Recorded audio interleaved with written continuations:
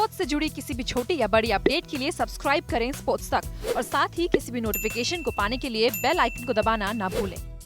रविवार का पहला मैच था हैदराबाद और कोलकाता के बीच में और इसीलिए वॉशिंगटन एपल कंचियस performance of the day award जो जाता है वो विजेता टीम को जाता है। और विजेता टीम में से किसको जाता है ये ज़्यादा इसमें कोई दो राय नहीं होनी चाहिए।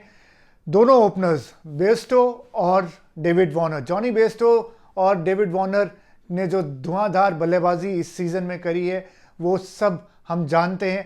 और उनका एक बार फिर से दोनों के बीच में एक शतकीय साझेदारी हुई। चौथी बार हुआ है कि दोनों के बीच में 100+ रन की ओपनिंग पार्टनरशिप हुई है। टोटल दोनों ने मिलकर 10 चौके और साथ ही साथ 9 छक्के जमाए। आप सोच सकते हैं कि क्या हालत हुई होगी कोलकाता के गेंदबाजों की।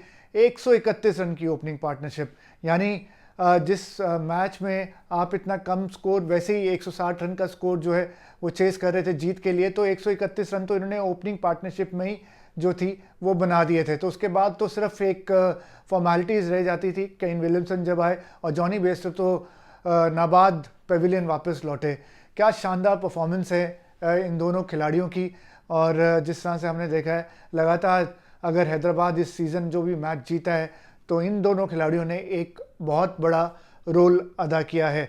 अब ये जो हैदराबाद का जो कैंप है इसमें अभी प्रेजेंटली ये खुशी तो है, लेकिन जो टीम मैनेजमेंट है, कोच जो टॉम मूडी हैं, वो थोड़े से मेरे ख्याल से उनके चेहरे पर जो है थोड़ी शिकन भी आएगी। शिकन इसलिए आएगी क्योंकि मेजॉरिटी ऑफ द रन्स जो आए हैं वो इन दोनों बल्लेबाजों से आए हैं हैदराबाद टीम के लिए।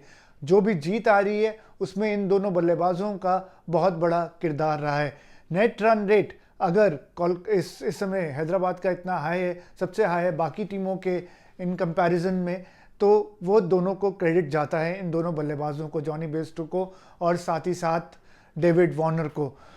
जब ये चले जाएंगे, जो जाने वाले हैं 5 दिनों बाद, 25 तारीख को बेस्टो जा रहे हैं, इंग्लैंड के खिलाड़ी जा रहे हैं वर्ल्ड कप की प्रिपरेशन के लिए।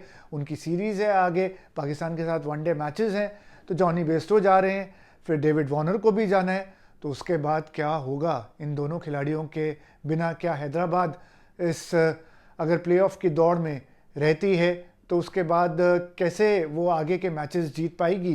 क्योंकि नीचे के बल्लेबाज जिस तरह से हमने आज फिर से एक बार देखा, वो अच्छा कुछ भी कंट्रीब्यूशन करने में नाकाम रह रहे हैं। जब उनको मौका मिला है उन्होंने अच्छा कंट्रीब्यूशन नहीं दिया है।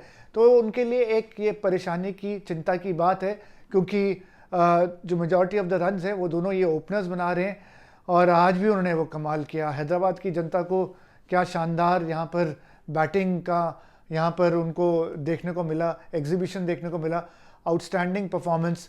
और डेविड वार्नर तो लग ही नहीं रहा था, इस सीज़न से शुरुआत से वो ऐसी बैटिंग कर रहे हैं, लग ही नहीं रहा था कि वो एक साल उन्होंने क्रिकेट नहीं खेली। जॉनी बेस्टो जिनका आईपीएल में ऑक्शन उनको कोई ख़रीद नहीं रहा था, हैदराबाद ने उनको चुना और उसके बाद तो उन्होंने अब ऐसा ज़बरदस्त परफॉर्मेंस दिया है कि जब भी नेक्स्ट टाइम उनकी बोली लगेगी तो बहुत ही हाई रेट में जाएंगे। ये फॉर श्योरिटी, ये फॉर श्योर होगा।